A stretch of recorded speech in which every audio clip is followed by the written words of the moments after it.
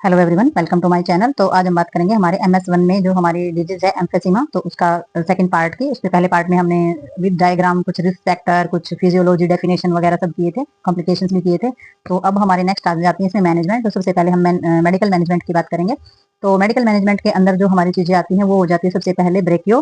Dilator. तो ये जो ब्रेकियो डायलेटर होते हैं are use relieve bronchospasm and reduce airway obstructions. तो ये जो हमारे ब्रोंको डायलेटर होते हैं ये यूज किए जाते हैं हमारे जो ब्रोंकाइज होती है उनमें जो स्पाज्म हो जाता है, जो जाम हो जाता है, और जो एयरवे ऑब्स्ट्रक्शंस होता है उसको रिड्यूस करने के लिए यूज किए जाते हैं। अगर हम एग्जांपल देखें तो सैलाबुटामॉन्स होता है, ये हमारा फोर्मोटेरॉल्स होता है, और ये हमारे टेरीब्यूटालाइन होता है। ठीक है, तो ये जो हमारे 3 ड्रग्स होते हैं ये हमारे ब्रोंकियो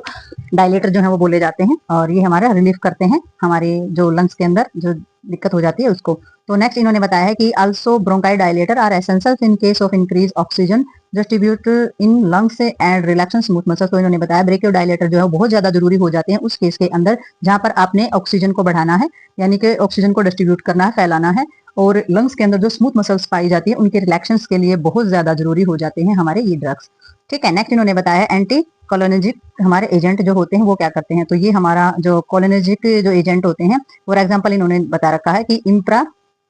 ट्रोपियम जो हमारा ब्रोमाइड्स होता है वो मतलब एक ऐसा एजेंट होता है, ये क्या करता है इनहेबिटर ऑफ द एक्टे कैलोलाइंस जो हमारे neurotransmitter that the convey information of the parasympathetic nervous system. तो इन्होंने बताया ये जो हमारा एजेंट होता है ये इनहेबिटर ये क्या करता है हमारा जैसे कि एसिटाइल वाला जो एसिटाइल कलिलाइन जो होता है ये न्यूरोट्रांसमीटर के अंदर जो मैसेज कन्वे यानी कि जो इन्फॉर्मेशन को एक जगह से दूसरी जगह पर पहुंचाने का जो वर्क होता है पैरासिम्पैथेटिक नर्व का, तो उसके अंदर ये किसी न किसी तरीके का ऑब्स्ट्रक्शन पैदा करता है। ठीक है, तो एक्शंस जो दिक्कत पैदा होती है उसको कम करने का काम करते हैं, क्योंकि ये इनका नाम क्या है एंटी कोलिनरी एजेंट। तो ये हम क्या करेंगे, जो हमारा न्यूरोट्रांसमीटर जो सिस्टम है पैरासिम्पैथेटिक नर्व सिस्टम के अंदर जाने वाली जो इन्फॉर्मेशन है उसके अंदर होने वाली जो प्रॉब्लम्स है उसमें काम करते हैं ये। और ये जो एक्शन होता है इनका, ये drugs include रिलैक्शन smooth muscles and bronchi dilator. तो ये जो एक्शन इनका क्या होता है, ये जो ड्रग्स होते हैं ये रिलैक्स करते हैं हमारे स्मूथ मसल्स को, और ब्रोंकाई डायलेटर का काम भी ये करते हैं। और नेक्स्ट हमारा आ जाता है कॉर्टिकोस्टेरॉइड्स। तो मे बी गिवन ये भी दिए जा सकते हैं, तो एग्जांपल इन्होंने दिया है ये भी दिए जा सकते हैं ऐसी सिचुएशन के अंदर। अगर आपको न्यूरोट्रांसमीटर दिक्कत आ रही है किसी चीज की तो ये भी यूज हो सकते हैं, बट इसमें एग्जाम्पल दिए गए हैं कि एग्जाम्पल के अंदर दिया है इन्होंने कुछ ड्रग्स के नाम,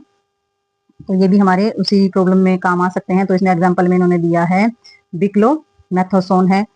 फ्लू सोलाइड्स है, या फिर बूडे सोनाइड्स है। तो ये जो हमारे ड्रग्स होते हैं ये भी इसी में काम कर सकते हैं, मतलब काम आ सकते हैं। और एक्शन क्या होता है, कॉर्टिकोस्टेरॉइड्स जो है वो एंटी इंफ्लेमेटरी होते हैं ये। ठीक है, तो इन्फ्लामेशन यानी कि सूजन वगैरह जो होती है उसको भी रोकेंगे। और हमारे एंटी टिश्यू एजेंट होते हैं, ये क्या करते हैं मोरफिन जो कोडीन होता है, या फिर हमारा डेक्सरो मोरोफन्स जो होते हैं ये हमारे क्या करते हैं, ये एक्शन लेते हैं suppress cough centre in brain. तो हमारे ब्रेन के सेंटर में पाए जाने वाला जो कफ होता है उसको दबाने का काम करते हैं। और म्यूकोलास्टिक एजेंट होते हैं, ये यूज किए जाते हैं हमारी चेस्ट की कंडीशन में जिसमें एक्सेसिव थिकनेस हो जाती है म्यूकस की। ठीक ना, यानी कि म्यूकस वगैरह जो बहुत ज्यादा गाढ़ा और बहुत ज्यादा मात्रा में सेक्रेशंस होने लग जाता है, तो ऐसी कंडीशन को ट्रीट करने के लिए ये एजेंट जो है ये दिए जाते हैं। एग्जांपल इसमें दे रखा है, इसमें हमारा है ब्रोमोहाइक्सिन्स, ये हमारा 8 से 16 mg का जो होता है ड्रग्स वो दिया जाता है। और एंटीबायोटिक थेरेपी दी जाती है यूजफुल ट्रीट इन्फेक्शन, जो इन्फेक्शन के लिए बहुत ही ज्यादा फायदेमंद होती है। तो एंटीबायोटिक थेरेपी तो आम होती है,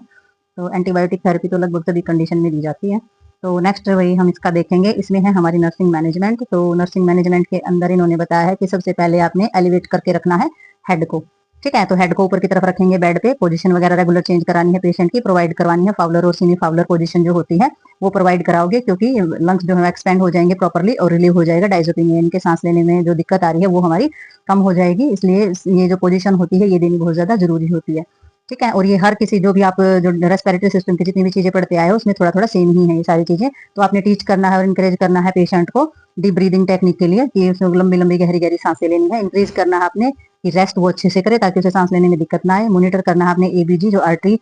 जो हमारा आर्ट्रियल से जो होता है, यानी कि आर्टरी के अंदर आर्ट्रियल ब्लड गैस जिसको हम बोलते हैं, और ऑक्सीमेट्री प्लस आपने जरूर देखोगे, यानी कि ब्लड के अंदर ऑक्सीजन जो है वो कितनी मात्रा में है। इंक्रीज करना है आपने पेशेंट को बेड रेस्ट, और ऑक्सीजन कंजप्शन जो है वो रिड्यूस उससे हो जाती है। एडमिनिस्ट्रेशन कराने हैं आपने, जो भी मेडिसिन एडमिनिस्ट्रेशन कराएंगे वो प्रेस्क्राइब होनी चाहिए, जैसे कि म्यूकोलाइटिक हमारे होते हैं, एक्सपेक्ट्रोनेट्स जो हमारे होते हैं या फिर ब्रोंकोडायलेटर्स हमारे होते हैं, रिड्यूस ऑफ द ब्रोंकाइस्पाज्म, जो हमारी ब्रोंकाइज होती हैं उनके अंदर जो स्पाज्म हो गया उसको रिड्यूस करने के लिए, एयरवे को क्लियर करने के लिए, फैसिलिटी नॉर्मल ब्रीदिंग, और नॉर्मल ब्रीदिंग इजीली आराम से हो सके, इस तरीके के ड्रग्स जो हैं वो आप मेडिकेशंस जो हैं वो प्रिस्क्राइब होनी चाहिए और ये आपने पेशेंट को प्रोवाइड करानी है ताकि ये सारी की सारी चीजें अच्छी तरीके से ठीक हो सके और रिकवरी हो सके और पेशेंट जो है वो इजीली रह सके।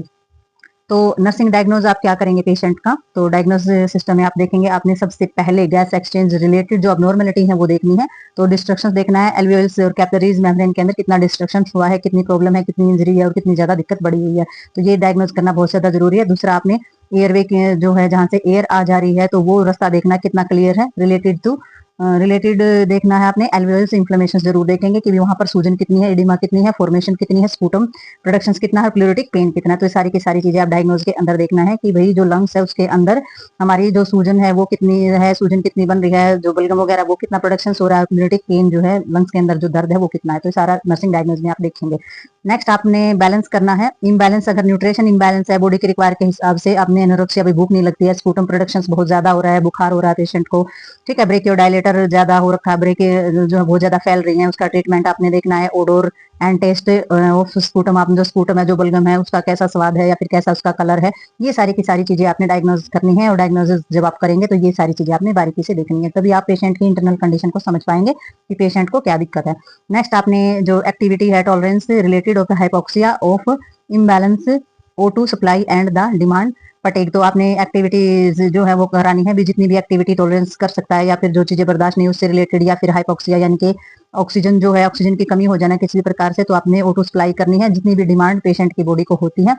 ठीक है, तो वो सारी की सारी चीजें आपने प्रोवाइड करानी है। उसकी थकावट पे ध्यान देना, अब इसको थकावट हो रही है क्यों हो रही है ये ध्यान देना है कि भाई O2 कितनी जा रही है, जितनी बॉडी में डिमांड है उतनी जा रही है, उससे भी कम जा रही है ये देखना है, भाई ऑक्सीजन की ब्लड के अंदर टिश्यूज के अंदर ऑक्सीजन की कितनी कमी, तो सारी की सारी एक्टिविटी टॉलरेंस भी आपने देखनी है कितनी एक्टिविटी कम कर पा रहा है और कितनी ज्यादा कर पा रहा है या बिल्कुल ही नहीं कर पा रहा, तो ये हमारी एक्टिविटी टॉलरेंस आपने इसमें नर्सिंग डायग्नोसिस में देखनी है। नेक्स्ट है एंजाइटी से रिलेटेड डिजीज कंडीशन, तो इसकी जो डिजीज की जो कंडीशन है उसमें एंजाइटी रिलेटेड चीजें आपने देखनी है कि भाई वो अपनी बीमारी को लेकर के तो कितनी चिंताजनक है या उससे बेचैनी हो रही है या फिर वो डर रहा है कि भाई मुझे किस तरीके की बीमारी हुई है, कब तक ठीक हो जाएगी और कैसी चीजें, तो वो सारी चीजें अभी आपने देखनी है, क्योंकि कई बार पेशेंट जो बीमार होता है उसका बीपी लो रहना या उसकी एंजाइटी या फिर उसका स्ट्रेस लेवल ही उसकी बीमारी को और भी ज्यादा इंक्रीज कर देता है, तो ये सारी चीजें आपने ध्यान में रखनी है। तो आपने इसमें जितनी भी हमने ये डिजीज की है रेस्पिरेटरी ट्रैक के अंदर, तो आपने देखा होगा इसमें जो सारी के सारे नर्सिंग डायग्नोज और जो हमारे नर्सिंग